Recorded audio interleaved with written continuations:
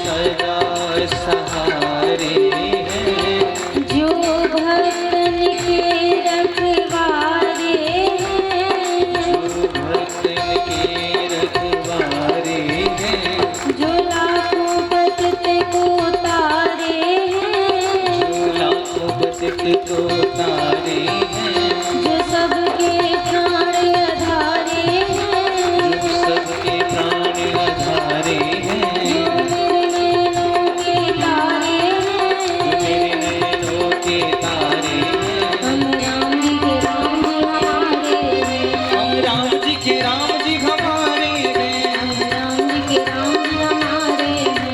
राम जी के राम जी हमारे हैं। ओ राम ओ राम ओ राम ओ राम।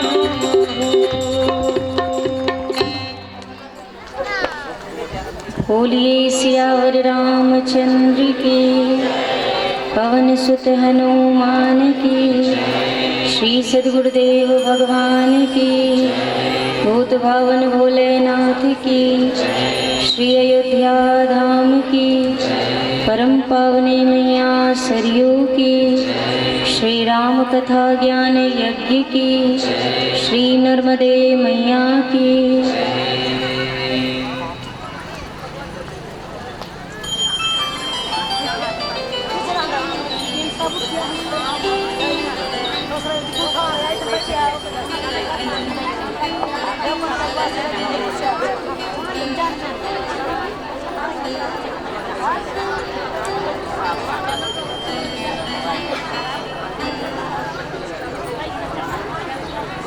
श्री राम कथा का नवम दिवस,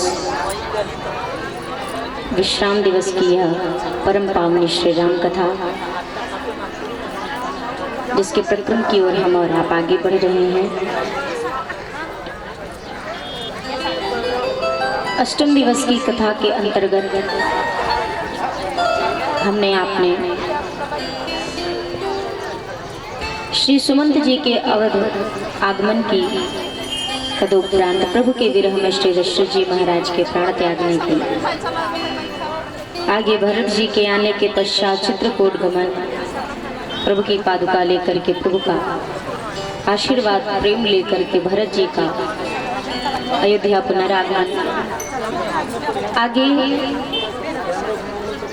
जयंत का प्रसंग, जटायु जी का उद्धार, मैया शबरी से भेंट करते हुए प्रभु आगे बढ़े हैं। मैया शबरी ने प्रभु धाम को जाते जाते प्रभु से कहा, नाथ आप यहाँ से पंपा सरोवर की ओर आगे बढ़िए, और पंपा सरोवर की ओर आप सभी जब आगे बढ़ेंगे, आगे वहाँ सुग्रीव जी से आपकी भेंट होगी और आगे का कार्य तब सिद्ध होगा, पूर्ण होगा। वो आपके कार्य में आपकी सहायता करेंगे। कल हमने सुना किस प्रकार से श्री दशरथ जी महाराज ब्रह्म के पिता परात्पर ब्रह्म जिनकी गोद में खेले, पितृ सुख प्रदान किया, ऐसे श्री दशरथ जी महाराज ने अपने जीवन के अंतिम क्षणों में, अंतिम पलों में प्रभु के नाम का स्मरण करते हुए अपने देह को त्याग कर दिया। जीने वाला जाने वाले की सुधियां ही दोहरावे हो, और जो हो जितना निकट उसे उतना ही मोह रुलावे हो। यदि कोई छोड़कर हमें चला जाता है इस संसार से, विचार करें कि हम क्यों रोते हैं। यदि कोई चला जाता है, किसी की मृत्यु हो जाती है, किसी का साथ छूट जाता है, तो जरा ये विचार करें कि हमें क्यों दुख होता है, क्यों हम रोते हैं। सबके पीछे एक कारण जो उभर कर आता है वो है हमारा मोह। हमारा उससे जो मोह होता है, बस वो मोह हमें रुलाता है और कुछ भी नहीं। संसार में बहुत से लोग रोज मरते हैं, हजारों लाखों लोग डेली मर जाते हैं, हजार के हजार। लेकिन और किसी के मरने पे तो हमें इतना दुख नहीं होता है, क्योंकि हमारा उससे कोई मोह नहीं है। जैसे सीधे शब्दों में, और किसी का यदि 5,000 भी गिर जाए, अपने को खलने वाला है क्या? अपने को कोई दुख होगा? और अपने जेब का यदि 5 रुपए भी गिर जाए तो तकलीफ होती है कि नहीं होती है? क्यों? क्योंकि वो मेरा है और वो 5 तो उसका था, सो गिरे तो गिरे। हमें उसके चीजों का कोई मोह नहीं है, इसीलिए हमें कष्ट नहीं है। जिस भी चीज से आपका लगाव होगा, लगाव का मतलब मोह होगा, वो चीज यदि आपसे अलग होगी तो आपको जाते जाते वो दुख जरूर देके जाएगी, ये निश्चित है। चाहे सामान हो, चाहे इंसान, कुछ भी हो। दूसरे का फोन टूट जाए, फूट जाए, नहीं फर्क पड़ता। अपने फोन पे एक स्क्रैच भी आ जाती है तो नींद नहीं आती। कितना सुंदर 23,000 का फोन था, इसमें दाग लग गया। दूसरे के कपड़े फट जाएं, कुछ हो जाए, नहीं फर्क पड़ता। अपने पे कुछ हो तो फर्क पड़ता है। कारण सिर्फ एक वजह है, वो है मोह। आपका जो लगाव है उस चीज से, बस वो हमें और आपको तकलीफ देता है, हमें और आपको कष्ट देता है। मोह सकल व्याधिन करो मूला, ये मानस में कहा गया है कि सभी जितनी भी व्याधियां विपत्तियां जिंदगी में आती हैं, इन सबका मूल क्या है? मोह। जो हमारा रहता है हमारे अपनों के प्रति। मोह मतलब क्या? हम उसके बिना नहीं रह सकते, वो हमारे बिना नहीं रह सकता। हम उनके बिना कैसे जिएंगे, वो नहीं जिएंगे तो हमारा क्या होगा? ये जो कुछ बातें हैं, यही है मोह। और सच में देखिए, किसी के लिए कभी कोई मरता है क्या? कितना भी प्यार हो, कितनी भी घनिष्ठता हो, कितना भी गहरे से गहरा रिश्ता हो, इंसान रोएगा, तड़पेगा, चिल्लाएगा, लेकिन किसी के लिए आज तक कोई मर नहीं पाया है कि वो मरा तो अब उसके बिना हम कैसे जिएंगे, अब हम मर जाते हैं। कोई मर नहीं सकता है। लगाव होता है, जो मोह होता है वही बार बार, मैंने अभी कहा ना कि जीने वाला जाने वाले की सुधियां ही दोहरावे हो, उसकी यादें बस दोहराता रहता है, दोहराता रहता है। और जो हो जितना निकट उसे उतना ही मोह रुलावे।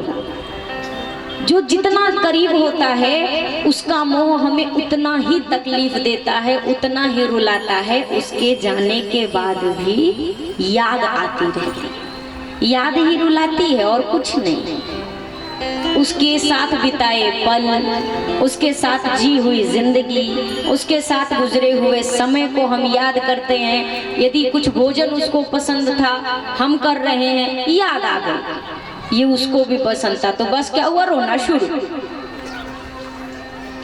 जितनी निकटता होती है उतनी ही तकलीफ भी बाद में होती है।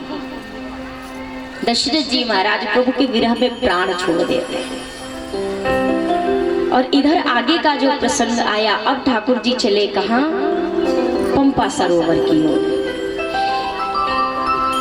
श्री सुग्रीव जी महाराज जिस पर्वत श्रृंखला पर रहते हैं, क्यों रहते हैं? बाली के भय से। श्री राम कथा में एक भाई की कथा ये भी हमने सुनी कल, राम जी और भरत जी की। एक भाई ये भी थे, और एक भाई की कथा हम आज फिर सुनने जा रहे हैं, बाली और सुग्रीव। ये भी दोनों भाई हैं। इनके बीच में कैसा है?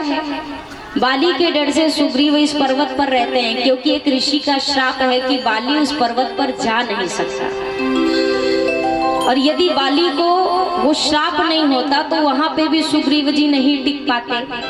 वहां रहते हैं सुग्रीव जी किसके साथ? श्री हनुमान जी महाराज के साथ। अब क्या किया जाए? सुग्रीव जी की निगाह पड़ी, 2 राजकुमार हैं, लेकिन हाथ में तो धनुष बाण है और वेशभूषा मुनियों की सी है। हो ना हो, बाली ने मुझे मारने के लिए ही इन दोनों को भेजा है, पक्का ये दोनों मुझे मारने आए हैं। अब सुग्रीव जी महाराज हनुमान जी से कहते हैं, हनुमान जी हम यहाँ से भी अब छोड़ के जा रहे हैं। अरे कहाँ जाएंगे सुग्रीव जी? ना ना, वाली ने मुझे मारने के लिए फिर 2 लोगों को भेजा है। हनुमान जी विवेकशील है, थोड़ा ठहरिए, पहले मैं जाता हूँ, पता करके आता हूँ कौन है, क्या है, कैसे हैं। जब तक पूरी जानकारी ना मिले तब तक किसी निर्णय पर नहीं पहुँचना चाहिए।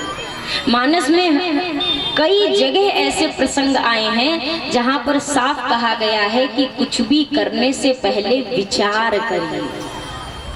हम करने के बाद विचार करते कि हमने सही किया कि गलत किया। अब तो कर दिया, तो अब विचार करने का क्या फायदा है? जो करना है पहले करिए, विचार सोच समझ के। जब लक्ष्मण जी ने धनुष बाण उठाया, किसके ऊपर? कि मैं भरत जी को नहीं छोड़ूंगा यदि आज वो आक्रमण के उद्देश्य से आए हैं प्रभु। उन्हें क्या लगता है वो आप पर प्रहार कर लेंगे? राम जी रोकते रहे लेकिन लक्ष्मण जी नहीं रोके। आकाशवाणी हुई, लक्ष्मण जी आप जो कह रहे हैं लखनलाल, उसे करने में आपको निमिष मात्र का भी समय नहीं लगेगा। आप में वो सामर्थ्य है, आप कर सकते हैं, लेकिन फिर भी किसी भी कार्य को करने से पहले विचार करना चाहिए। बिना विचार किए करेंगे तो परिणाम गलत हो सकता है। निषाद राज जी भी तो यही करने जा रहे थे ना भरत जी पर। अब किसी को गंगा पार नहीं होने देंगे। आज राम जी के लिए मर जाएंगे लेकिन राम जी पर आंच नहीं आने देंगे। तब तक एक बूढ़े ने कहा कि पहले उद्देश्य जान लो, बाद में निर्णय लो कि ये क्यों आए हैं, पहले ये समझो। और जाकर के सीधा प्रहार कर देते तो हमारे आपके बीच में हजारों चीजें गड़बड़ इसीलिए हो जाती हैं क्योंकि कुछ चीजें हम बिना विचार के करते हैं और कुछ चीजों के प्रति वो विचार बना लेते हैं जो चीज सही होती ही नहीं। सामने वाले का कुछ और होता है भाव हमारे लिए, हमने कुछ और सोच लिया। कल ही मैंने आपको उदाहरण कई सारे दिए ना कि शब्द एक होता है, अब ये निर्भर करता है आप उसका भाव किस हिसाब से निकाल रहे हैं, आप उसका क्या भाव लगा रहे हैं। बात नजरिए की होती। जैसे वो एक सीधा उदाहरण सब देते, एक गिलास में आधा गिलास पानी भर दो, आधा गिलास पानी। अब उसमें से आधे लोग ये सोचकर खुश हो जाएंगे कि अरे कम से कम आधा गिलास तो भरा है, आधा ही खाली है, आधा तो भरा है।